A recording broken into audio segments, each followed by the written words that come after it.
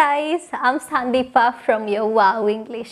So today I have brought you solutions for a major problem which is forgetting words when you're speaking in English. ඉතින් අද lesson එකේදී මම ඔයාලගේ තියෙන ලොකුම ප්‍රශ්නයකට විසඳුමක් අරගෙන ආවේ. ඔයාලා ඉංග්‍රීසි වලින් කතා කරනකොට ඉංග්‍රීසි වචන අමතක වෙනවනේ. ඒ නිසා ඔයාලා ස්ටක් වෙනවා ඉංග්‍රීසි කන්වර්සේෂන් එකකදී. කියා ඔයාලා ඉංග්‍රීසි වචන මතක් කරනවා. මේකට ප්‍රධානම හේතුව තමයි ඔයාලට ඉංග්‍රීසි වචන හරියට මතක හිටිලා නැහැ. සහ ඔයාලා ඉංග්‍රීසි වචන හරි විදියට ඉගෙනගෙන නැහැ. සහ පාඩම් කරලා නැහැ.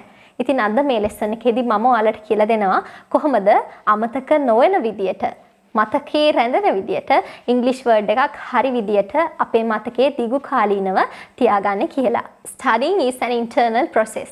Studying කියලා කියන්නේ පාඩම් කරනවා කියලා කියන්නේ අභ්‍යන්තරයෙන් සිදුවන process එකක්නේ. අපේ මොළයේ ඇතුලේ සිදුවන process එකක්. ඉතින් වචනයක් අපේ මොළයේ දීර්ඝ කාලීනව රැඳිලා තියෙන්න ඕන. ඒ වචනේ අපි English conversation එකකදී use කරන්න නම්. මුලින්ම අපේ English vocabulary එක ගැන කතා කරොත් අපේ English vocabulary එක ප්‍රධාන වශයෙන් කොටස් දෙකකට බෙදන්න පුළුවන්. Passive vocabulary සහ active vocabulary කියලා. Active vocabulary, passive vocabulary. Active vocabulary එක කියලා කියන්නේ ඔයාලට කිව්වොත් මම ඉංග්‍රීසි වලින් දැන් කතා කරන්න කියලා ඔයාලා basic set of words ඒ කියන්නේ මොනවා හරි වචන basics වචන ටිකක් use කරලා තමයි ඔයාලා කතා කරන්නේ. ඉතින් මේ විදිහට ගණනය කිරීමක් කරොත් සාමාන්‍ය මිනිස්සෙක් ඉංග්‍රීසි වලින් normal daily conversation එකකදී කතා කරද්දී use වෙන්නේ ප්‍රධාන වශයෙන් වචන 2000ක් සහ 2500ක් අතර ප්‍රමාණයක්. Around 2000 words to 2500 words. ඒ කියන්නේ සාමාන්‍යයෙන් අපි ඉංග්‍රීසි කතා කරද්දී සාමාන්‍යයෙන් අපිට අවශ්‍ය වෙන්නේ වචන 2000ක් 2500 අතර ප්‍රමාණයක්. ඉතින් ඔයාලා දැන් හිතනවා ඇති අයියෝ එහෙමද? ඉතින් ওই වචන 2500 පාඩම් කරගත්තා නම් මට ඉංග්‍රීසි වලින් කතා කරන්න පුළුවන් නේ. ඔව් ඇත්තටම කතා කරන්න පුළුවන්. හැබැයි ප්‍රැක්ටිස් එක මත තමයි ඔයාලා ඉංග්‍රීසි කතා කරනවද නැද්ද කියන එක තීරණය වෙන්නේ. ඉතින් මෙන්න මේ ඇක්ටිව් vocabulary එකේදී අපි use කරන මේ වචන 2000 2500 නිතරම අපි conversations වලදී use කරන වචන. අපේ passive vocabulary එකනේ අනිත් type එක. මේ passive vocabulary එක අපි recognition vocabulary එක කියලාත් හඳුන්වනවා. මේ vocabulary එකේ තියෙන වචන ගොඩක් වෙලාවට අපි English conversations වලදී කාත් එක්ක හරි කතා කරද්දී වගේ use කරන්නේ නැහැ. හැබැයි යම්කිසි වචනයක් අපි කොතනදී හරි දැක්කොත් ඔයාට තේරුම් ගන්න පුළුවන් මෙන්න මේක කියන්නේ මෙන්න මේ meaning එක. මේකෙන් අදහස් වෙන්නේ මෙන්න මේ meaning එක. අන්න ඒ විදිහට ඔයාලට ඒ වචනයක් recognize කරගන්න පුළුවන්. වචනයක් හඳුනා ගන්න පුළුවන්. කවුරු හරි ඒ වචනේ use කරලා කතා කරොත් ඔයාට recognize කරගන්න පුළුවන් මේ word එකේ meaning එක මෙන්න මේක කියලා ඔයාලට recognize කරගන්න පුළුවන්. හැබැයි ඔයා මේ වචන ඔයාලගේ daily conversations වලදී ඔයා ඉංග්‍රීසි වලින් කතා කරද්දී use කරන්නේ නැහැ. ඉතින් මෙන්න මේ වගේ වචන අපි passive vocabulary එකට එහෙමත් නැත්නම් recognition vocabulary එකට අයිති වෙනවා. ඉතින් මේ passive vocabulary එකේ එහෙමත් නැත්නම් මේ recognition vocabulary එකේ තමයි අපේ වචන ගොඩාක් රැඳිලා තියෙන්නේ. ඒ කියන්නේ අපි දන්නවා මේකේ meaning එක මෙන්න මේකයි කියලා. හැබැයි අපි මේ වචන ඉංග්‍රීසි කතා කරද්දී ගොඩාක් නිතර use කරන්නේ නැහැ. හේතුව අපිට හරියට මේ වචන පදම් වෙලා නැහැ. හරියටම කියනවා නම් තේරෙන වචනයෙන් කියනවා නම් ඒ වචන අපිට හරියට පදම් වෙලා නැහැ. හරියට මේ වචන අපිට ටච් වෙලා නැහැ. ඒ වචන අපේ මතකයේ හරියට රැඳිලා නැහැ. ඉතින් මෙන්න මේ passive vocabulary එකෙන් වචන පුළුවන් තරම් අපේ active vocabulary එකට දාගන්න පුළුවන් වෙන තරමටම තමයි අපි ඉංග්‍රීසි වලින් fluent වෙන්නේ. අපි ඉංග්‍රීසි හොඳට කතා කරන්න පටන් ගන්නෙ. English vocabulary ඉගෙන ගන්නකොට එහෙමත් නැත්නම් අලුතෙන් words English words ඉගෙන ගන්නකොට ඔයාලා කරන ලොකුම වැරද්ද තමයි writing down each and every new word that you come across when you're reading something. ඔයා මොනවා හරි කියවන ගමන් කියන්නේ ඉන්නේ. අන්න එතකොට ඔයාට හම්බ වෙන හැම අලුත් වචනයක්ම ඔයා කොලයක ලියා ගන්නවා. මෙන්න මේක තමයි ඔයාලා කරන ලොකුම වැරද්ද. මෙහෙම කොලයක ලියාගෙන ඔයාලා උත්සාහ කරනවා මේ හැම වචනයක්ම එක දවසින් පාඩම් කරලා ඉවර කරගන්න. ලොකු වචන ලිස්ට් එකක් හදා ගන්නවා සාමාන්‍යයෙන් වචන 100ක වගේ. ඔය 100ම එක දවසින් ඔයා පාඩම් කරන්න උත්සාහ කරනවා. ඔය 100ම එක දවසින් ඔයා පාඩම් කරන්න උත්සාහ කරනවා. මෙතනදී මොකද්ද වෙන්නේ? ඔය වචන 100න් එකක්වත් හරි විදියට ඔයාගේ ඔළුවට යන්නේ නැහැ. ඒ නිසා ඔයා vocabulary පාඩම් කරන කෙනෙක් නම් ඔයා අලුතෙන් ඉංග්‍රීසි වචන ඔයාගේ vocabulary එකට add කරගන්න ආස කෙනෙක් නම් වචන 5ත් 10ත් අතර ප්‍රමාණයක් ඔයා මතක තියාගන්න උත්සාහ කරන්න. ඊට වැඩිය යන්නත් එපා, ඊට අඩු වෙන්නත් එපා. වචන 5ත් 10ත් අතර ප්‍රමාණයක් දවස ගානේ ඔයා ඉංග්‍රීසි වචන පාඩම් කරන්න පටන් ගන්න. දැන් හිතන්න ඔයා මොනවා හරි ඉංග්‍රීසි වලින් කියවනවා කියලා නවල් එකක් කියවනවා වෙන්න පුළුවන්. එතනදී ඔයා නොදන්න අලුත් වචන ගොඩාක් තියෙන්න පුළුවන්. හැබැයි මේ හැම එකම write down කරගෙන මේවා හැම දෙයක්ම පාඩම් කරන්න ඔයා යන්න එපා. ඔයා වචනයක් පාඩම් කරනකොට වචනයක් මතක තියාගන්න උත්සාහ කරනකොට හිතන්න මෙන්න මේ දේවල් ගැන. So study them if it relates to you. ඒ වචනය ඔයාට මොනව හරි පැත්තකින් relate වෙනවා නම් ඒ වචනේ ඔයාට relate වෙනවා නම් ඔයාට මොන අවස්ථාවක හරි ඒ වචනේ අදාළත්වයක් ඔයාට දැනෙනවා නම් ඒ වචනය අදාළ කරගන්න පුළුවන් සිචුේෂන් එකක් හරි ඔයාට හෝ වේවා ඒ වචනය අදාළ කරගෙන යම්කිසි සෙන්ටෙන්ස් එකක් ගොඩනගන්න පුළුවන් කියලා හිතනවා නම් අන්න එහෙම වචනයක් පාඩම් කරන්න උත්සාහ කරන්න. දෙවැනි කරුණ තමයි if you feel that it is important and you can use them in your daily conversations. ඔයාට හිතෙනවා නම් ඒ වචනය වැදගත් සහ ඔයාට daily conversations වලදී දිනදා conversations වලදී ඒ වචනය use කරන්න පුළුවන් කියලා අන්න එහෙම වචනයක් පාඩම් කරන්න උත්සාහ කරන්න. Third fact, study them if you have come across that word many times. වචනයක් පාඩම් කරද්දී ඔයා බලන්න ඒ වචනය ඔයාට ගොඩක් තැන්වලදී හම්බ වෙලා තියෙනවද කියලා. ඔයා මොනවා හරි පොතක් කියවද්දී කවුරු හරි ඉංග්‍රීසි උගන්වන කෙනෙක් නිතරම use කරන වචනයක් නම් ඔයාට කිහිප තැනකදීම කිහිප අවස්ථාවකදීම ඒ වචනේ ඇහිලා තියෙනවා නම් ඒ වචනේ ඔයා ගොඩක් දැකලා තියෙනවා නම් අන්න ඒ වගේ වචනයක් පාඩම් කරගන්න උත්සාහ කරන්න. මොකද අපිට අවශ්‍ය වෙන්නේ එදිනදා ජීවිතේදී නිතරම අපේ කතා බහේදී අපිට කතා කරන්න අවශ්‍ය වෙන වචනනේ. ඒ වගේම නිතරම යම්කිසි පුද්ගලයෙක් කතා කරද්දී එහෙමත් නැත්නම් මොන හරි පොතක නිතරම භාවිතා වෙන වචන තමයි අපිට නිතරම අවශ්‍ය වෙන වචන නේද?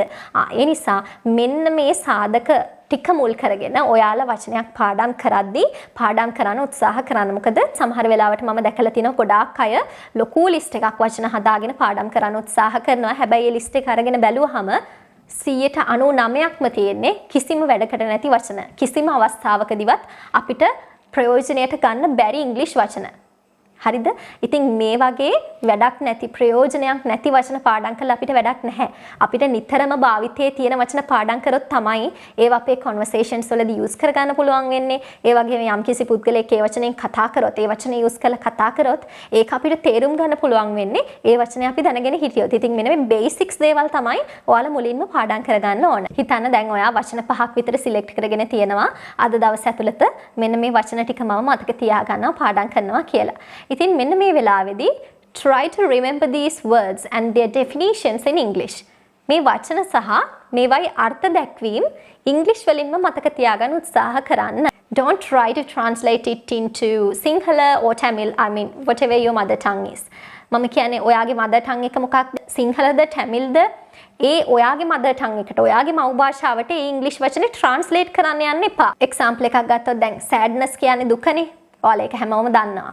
sadness meaning in සිංහල කියලා ගහලා සිංහල definition එක මතක තියාගන්න එපා.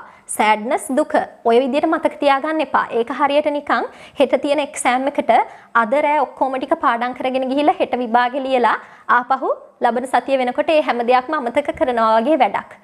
ඔයාලා සිංහලෙන් එහෙමත් නැත්නම් ඔයා තමිල් කෙනෙක් නම් තමිල් වලින් definitions මතක තියාගන්නවා කියන්නේ ඒක කිසිම ප්‍රයෝජනයක් නැති වැඩක්. ඒ නිසා try to remember the definitions in English. English වලින්ම definition එක මතක තියාගන්න ඔයාලා උත්සාහ කරන්න. English වලින්ම යම් කිසි වචනයක definition එකක් මතක තියාගන්නකොට වෙන්නේ ඔයාලට ඒ context එකත් එක්ක මතක හිටිනවා. ඔයාලා මොන වගේ අවස්ථාවන් වලදීද ඒ වචනේ use කරන්නේ? context එක මොකක්ද? මෙන්න මේ හැම දෙයත් එක්කම තමයි ඔයාලා English වචනේ එතකොට මතක තියාගන්නේ. එතනදී ඔයාලට context එකත් එක්ක ඒ වචනේ use කරන්නේ මොන විදිහටද මොන විදිහේ usages දෙකේ තියෙන්නේ මේ හැම දෙයක් ගැනම ඔයාලට හොඳ අවබෝධයක් ලැබෙනවා සහ ඔයාලා English definition එක මතක තියාගෙන පාඩම් කරන වචනයක් ඔයාට ගොඩක් කාලයක් ඔයාගේ මතකේ රඳව ගන්න පුළුවන්. මම නම් කියන්නේ සිංහලෙන් වචනයක meaning එකක් English word එකක meaning එකක් මතක තියාගන්න මෙපා. ඒ විදිහට ඔයාලට කවදාවත් English vocabulary පාඩම් කරන්න බෑ. ඒ නිසා මෙන්න මේ method එක follow කරන්න. ඉතින් මේකට ඔයාලට යොදා ගන්න පුළුවන් dictionaries තියෙනවා. English to English dictionaries. ඒ කියන්නේ English word එකක් ඔයාලා search කරොත් ඒකේ definition එක අර්ථ දැක්වීම එන්නේ English වලින්මයි. ඔයාලට මේ English dictionaries විදියට Cambridge dictionaries ඊට පස්සේ Oxford Learners dictionaries ඊට පස්සේ Merriam-Webster මෙන්න මේ මම නම කියපු dictionaries use කරන්න පුළුවන් මේ English dictionaries. ඉතින් මේ වගේ ඔයාගේ තියෙන vocabulary සම්බන්ධ English words සම්බන්ධව තියෙන දැනුම ගොඩාක් වර්ධනය වෙනවා, ගොඩාක් පුළුල් වෙනවා. ඒ නිසා හැකිතරම් මෙන්න මේ dictionaries use කරන්න උත්සාහ කරන්න. ඊළඟ ක්‍රමය තමයි try to learn new English words in chunks. chunks විදියට අලුත් English වචන මතක තියාගන්න උත්සාහ කරන්න. chunks කියලා කියන්නේ a phrase combining several words. ඒ කියන්නේ එක phrase එකක් වචන කිහිපයකින් සැදුම්ලත් phrase එකක්. වචන කිහිපයක combination එකක් ඒක. chunk එකක් කියලා කියන්නේ. උදාහරණයක් විදියට ගත්තොත් come across a new word. come across කියලා කියන්නේ find or meet කියන එකනේ හම්බ වෙනවා. සොයා ගන්නවා කියන අදහසනේ come across වල තියෙන්නේ. come across a new word. අලුත් වචනයක් හම්බ වෙනවා. දැන් ඔයාලා පොතක් කියවද්දි you come across a new word. නේද? එහෙනම් මේ come across a new word මෙන්න මේ chunk එකම මේ phrase එකම සම්පූර්ණයෙන්ම මතක තියාගන්න. එතකොට මේ chunks විදියට ඔයාලා මතක තියාගන්නකොට ඔයාලා English කතා කරද්දී උනත් ඒ phrase එක විදියට ඔයාලා මතක තියාගෙන ඉන්න නිසා English වලදී කිසිම පැටලීමක් නැතුව ඔයාලට එකපාරම අදාළ දේ ප්‍රකාශ කරගන්න පුළුවන් වෙනවා. තවත් examples කිහිපයක් බැලුවොත් look after කියලා කියන්නේ take care of something or somebody නේ. කවුරු හරි පිළිබඳව එහෙමත් නැත්නම් මොනවා හරි දෙයක් පිළිබඳව සැලකිලිමත් වෙනවා කියන අදහසනේ look after කියලා කියන්නේ. ඒක ඔයාලා මතක තියාගන්න look after your parents. ඔයාලගේ දෙමව්පියන්ව බලා ගන්නවා. look after your parents නේද? දැන් මේ phrase එක බලන්නකෝ. how are you doing? how are you doing කියන්නේ how are you වලට සමාන phrase එකක්. මේවා how are you doing කියන එක එකට මතක තියාගන්න. මේක වෙන් කරලා how කියන්නේ මේකයි ආ කියන්නේ මේකයි එහෙම නෙමෙයි. how are you doing? එක phrase එකක් විදිහට මතක තියාගන්න. ඒක ඔයාලට ගොඩක් ලේසි වෙනවා ඔයාලගේ English spoken English improve කරගන්න. වගේම මේ විදිහට ඔයාලා English word එකක් select කරගෙන ඒක write down කරගත්ත පළියටම ඔයාලට මේක පාඩම් හිටින්නේ නැහැ. මේක ප්‍රැක්ටිස් කරගන්නත් ඕන. මේ ප්‍රැක්ටිස් කරනකොට ඔයාලා මෙන්න මේ මෙතඩ් එක ෆලෝ කරන්න. try to follow the method spaced repetition. මේ spaced repetition කියන මෙන්න මේ මෙතඩ් එක ෆලෝ කරන්න ඔයාලා ඉංග්‍රීසි වචනයක් මතක තියා ගන්නකොට අද දවසේ යම්කිසි වචනයක් අරගෙන මේක 100 පාරක් ප්‍රැක්ටිස් කරත්, හයියෙන් කෑ ගහලා ප්‍රැක්ටිස් කරත් ඒ වචනේ ඔයාලට මතක හිටින සම්භාවිතාවය හරි අඩුයි. ඒ නිසා ඔයා කරන්න ඕන හිතන්න අද දවසේ යම්කිසි වචනයක් ගත්තා. ඔයාලා මේ වචනය 10 පාරක් එක දිගට ප්‍රැක්ටිස් කරනවා. ඊට පස්සේ ආයෙ වචනේ හෙටත් ප්‍රැක්ටිස් කරනවා. ආපහු දවස් 2කින්, ආපහු දවස් 4කින්, ආපහු සතියකින් ඔය විදිහට ස්පේස් තිය ඒ වචනේ සතිය පුරාම ඔයාගේ මතකයේ රඳව ගන්නවා. මේ සතිය ඇතුළතදී ඒ වචනේ ඔයාගේ හිතට හොඳටම වැදිලා තියෙන්නේ. හොඳටම කාවැදිලා තියෙන්නේ. ඉතින් මෙන්න මේ වගේ පොඩි ස්පේසස් තිය repetition කර ප්‍රැක්ටිස් කරනකොට වචනයක් ඔයාට අර මතක හිටින ප්‍රතිශතය වැඩි එක දවසේ 100 පාරක් ප්‍රැක්ටිස් කරනවට වැඩිය. Next method is try to connect these words into reality. ඔයාලා මේ අලුතෙන් ඉගෙන ගන්න වචන යථාර්ථයට reality එකට mix කරන්න උත්සාහ කරන්න. ඒ කියන්නේ ඔයාලගේ ජීවිතේ මොනවා හරි අවස්ථාවකට මෙන්න මේ වචනයක් use කරලා කතා කරන්න උත්සාහ කරන්න. මේකට හොඳම උදාහරණය තමයි ඔයාලා ඉංග්‍රීසි වලින් diary එකක් ලියන්න පුරුදු වෙන්න පුළුවන් නම් ඒක ගොඩාක් ලොකු දෙයක්. එතනදී ඔයාලා මොනවා හරි අද දවස් ඇතුළත අලුත් වචනයක් මතක තියාගත්තා නම් පාඩම් කරගත්තා නම් ඒ ඩයරි එකේ කොතනට හරි ඒ වචනේ ඔබන්න try කරන්න. වාක්‍යයකට හරි අර Taman අද දවසේ ඉගෙනගත්ත වචනේ අතුලත් කරන්න උත්සාහ කරන්න. එතකොට අර reality එකට ඔයා මේ word එක combine කරලා තියෙන ඒ වගේ අවස්ථාවන් වලදී diary writing වගේ අවස්ථාවන් වලදී ඔයා එදිනෙදා ඉගෙන ගන්න වචන relate කරන්න පුළුවන් නම් මේ ක්‍රමෙත් ඔයාලට ගොඩක් ප්‍රයෝජනවත් වෙනවා දීර්ඝ කාලීනව වචන මතක තියාගන්න. And also there's a method that can intensify your English vocabulary. මොකක්ද මේ? ඔයාලගේ words intensify කරන method එක. ඔයා ඉගෙනගත්ත වචන intensify කරන්න පුළුවන්, පුළුල් කරන්න පුළුවන් මේ ක්‍රමය තමයි ඔයා යම්කිසි වචනයක් ඉගෙන ගන්නකොට ඒ වචනේ noun එක මොකක්ද? නාමපදය මොකක්ද? verb එක, ක්‍රියාපදය මොකක්ද? adjective එක, adverb එක, නාම විශේෂණේ, ක්‍රියා විශේෂණේ මෙන්න මේවා මොනවද කියලාත් ඉගෙන ගන්න. එතකොට මේ වචනය විවිධ අවස්ථාවන් වලදී use කරන්න පුළුවන්. එතකොට ඔයාලට වචන ගොඩක් තියෙනවා. දැන් උදාහරණයක් විදිහට ගත්තොත් sympathy කියලා කියන්නේ noun එක. හැබැයි sympathetic කියලා කියන්නේ adjective එක. I feel sympathetic towards you. මට ඔයා ගැන දුකයි.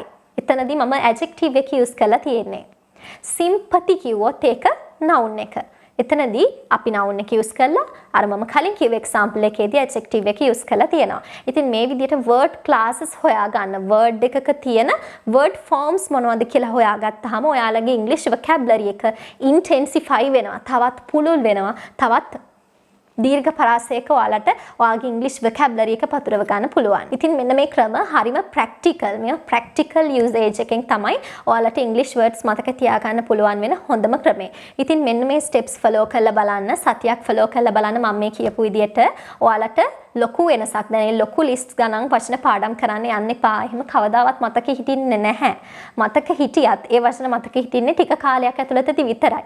ඒකයි ඔයාට ගිය සතියේ පාඩම් කරපු වචනයක් අද වෙනකොට අමතක. ඉතින් මේ මම අද කියලා දුන්න මෙතඩ්ස් වලින් ඔයාලා ඉංග්‍රීසි vocabulary ඉංග්‍රීසි words මතක තියාගන්න try කරනවා නම් ඔයාට ලොකු කාලයක් ඉංග්‍රීසි වචන මතක තියාගන්න පුළුවන්. So guys, I hope you enjoyed the lesson. Let me know your ideas and thoughts in the comment section. You know, I always love to read your comments. So, bye guys. See you soon in my next videos. Lots of love for you.